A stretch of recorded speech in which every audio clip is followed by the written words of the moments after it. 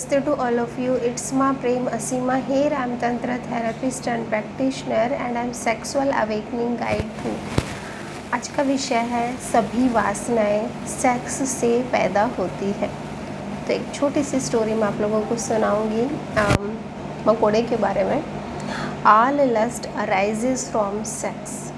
सभी वासनाएं, सभी डिज़ायर्स किससे पैदा होती है? सेक्स से। देर इज़ ए मकोड़ा इन अफ्रीका। अफ्रीका में एक मकोड़ा है। वेन एवर द मेल मकोड़ा goes into sexual intercourse with the female मकोड़ा, जब भी वो मकोड़ा मेल मकोड़ा फीमेल मकोड़े के पास जाता है इंटरकोर्स करने के लिए, द मकोड़ा स्टार्ट मैटिंग हेयर। अब जो फीमेल मकोड़ा है वो जब भी वो उसके साथ मिलता है, संभोग के लिए तैयार होता है, the female start eating the मकोड़ाज बॉडी। तो जो फीमेल मकोड़ा है वो उस मेल मकोड़े की बॉडी को, शरीर को खाने लग जाती है। He is able to have a single sexual intercourse. इसलिए एक मकोड़ा एक ही बार अपने आजीवन में सिर्फ एक बार सेक्स करता है। Because he continues have sexual intercourse, क्योंकि वो लगातार सेक्स करता रहता है। And the female eats his body, और जो फीमेल होती है वो उसके शरीर को खाती रहती है, तो वो सिर्फ एक ही बार सेक्स कर पाता है अपने पूरे जीवन में। When the scientist were in his study, जब साइंटिस्ट ने, वैज्ञानिकों ने इसके ऊपर स्टडी की, अध्ययन किया, he was surprised that even that frog doesn't even knows that I am being killed.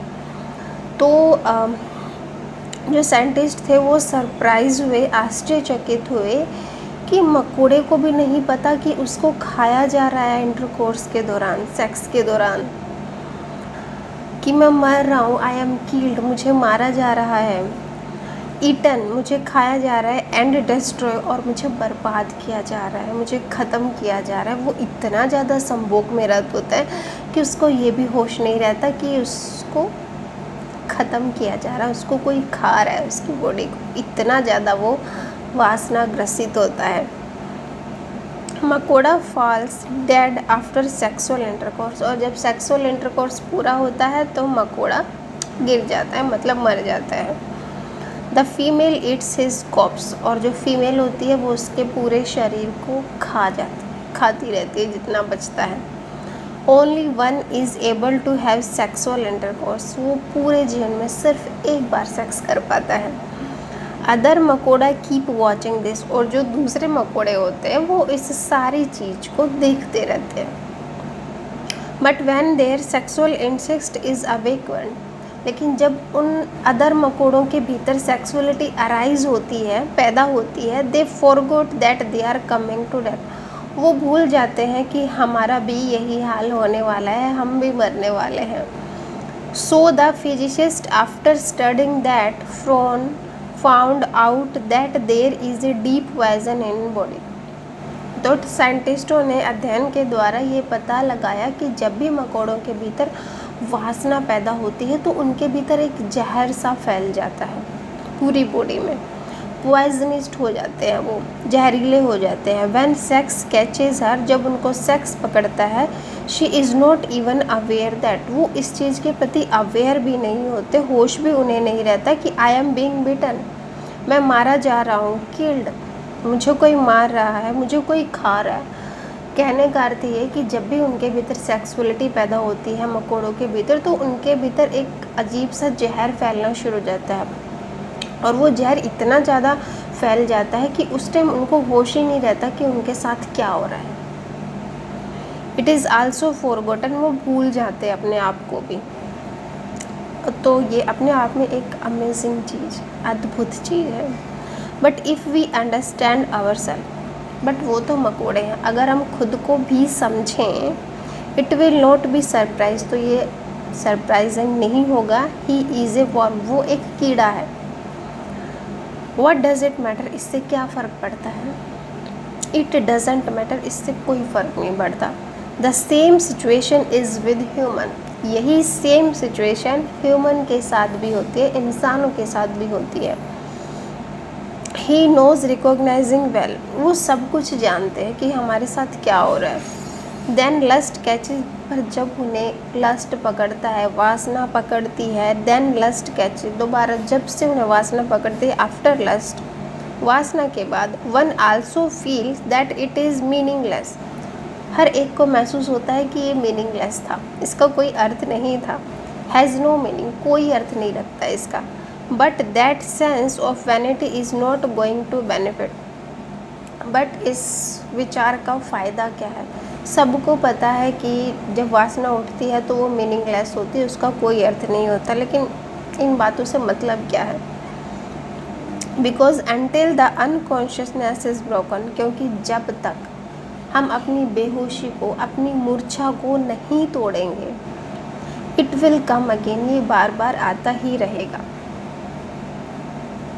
What he called as meaningless will become meaningful again, जिस चीज़ को हम मीनिंगलेस बोलते हैं, अर्थहीन बोलते हैं, उसी चीज़ को वो हमारे लिए मीनिंगफुल हो जाती है जब हम वासना से भर जाते हैं तो। लेकिन वासना के बाद हमें लगता है कि व्यर्थ है ये चीज़, लेकिन जब दोबारा वासना पकड़ती है तो फिर हमें ये लगता है कि जो चीज़ पहले अर्थहीन थी वो अब दोबारा से उसके लिए मीनिंग आने लग जाता है।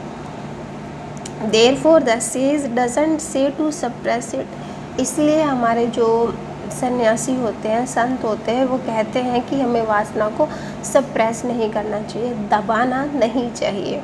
तो फिर करना क्या चाहिए। Then they say wake up, वे कहते हैं कि उठो, अवेयर हो, जागरूक हो। Create so much fire of consciousness, अपनी जो चेतना की आग को बहुत ज़्यादा पैदा करो, मतलब अपनी अवेयरनेस को पैदा करो। आपके भीतर जो अग्नि है, आपके जो कॉन्शियसनेस है, आपकी जो चेतना है, उसको एक्सपेंड करो, उसको फैलाओ। दे फायर ऑफ अवेकनिंग, और वो जो अग्नि होगी वो आपके जागने की अग्नि होगी। So that everything gets burn it, और जो अग्नि आपके भीतर से पैदा होगी, मतलब जो अवेयरनेस, जो होश आपके भीतर से पैदा होगा, वो हर जहर को जला देगा, ख़त्म कर देगा। And when sexual desire gets burn, और जब एक बार आपकी सेक्सुअल डिज़ायर जल जाती है, बर्न हो जाती है, the remaining lust get burn on there on, तो जो लस्ट बचता है वो भी ख़त्म हो जाता है। It is not Freud new discovery that sex is the centre of the all desire. अब ये फ्रायड की कोई नई डिस्कवरी नहीं है कि वो कहते थे कि सेक्स सभी वासनाओं का केंद्र है। This says has always known this, क्योंकि जो हमारे सन्यासी थे वो पहले से इस बात को जानते थे। Whoever has discovered this is a human consciousness, और जिसने इस चीज़ का डिस्कवर किया है, खोज किया है, वो क्या था, वो हमारी ह्यूमन कॉन्शियसनेस थी, हमारी चेतना थी। They have always known that all other desires are born out of sex. हम जानते थे, हमारी चेतना जानती थी कि सभी समस्याओं का मूल सेक्स है। तो ये था आज का विषय, आज का टॉपिक। आई होप आप लोगों को समझ आया होगा, पसंद आया होगा कि सभी वासनाओं का जो केंद्र बिंदु होता है वो सेक्स है, और सेक्स को हमें दबाना नहीं है, सप्रेस नहीं करना है, उसको समझना है कि सेक्सुअलिटी होती क्या है, उससे भयभीत नहीं होना है, उसके प्रति गिल्ट से नहीं भरना है, नेगेटिविटी से नहीं भरना है, क्योंकि जिस चीज़ को हम सप्रेस करते हैं, जिस चीज़ से हम घबराते हैं, डरते हैं, जिस चीज़ के हम नेगेटिव होते हैं, उन चीज़ों से हम कभी भी मुक्त नहीं हो सकते। तो अगर आपको सेक्सुअलिटी से पार जाना है तो उसको समझना चाहिए, उसके साथ दोस्ती जैसा व्यवहार करना चाहिए, उसके साथ पॉजिटिव होना चाहिए, तभी आप चीज़ों को समझ पाओगे। वरना क्या होगा, मकोड़े की तरह वो वासना हमें अंदर से खाती रहेगी, बार बार हमें महसूस होगा कि हमारा जीवन जो है वो व्यर्थ गया। तो जीवन को सार्थक बनाने के लिए होश चाहिए, अवेयरनेस चाहिए, कॉन्शियसनेस चाहिए, आपके भीतर वो ज्वाला पैदा होनी चाहिए जो आपकी सारी वासनाओं को जला दे, ख़त्म कर दे, और आप एक प्योर सोल की तरह हो जाओ, एक पवित्र, एक शुद्ध आत्मा की तरह आपका विस्तार हो, आप फैलो।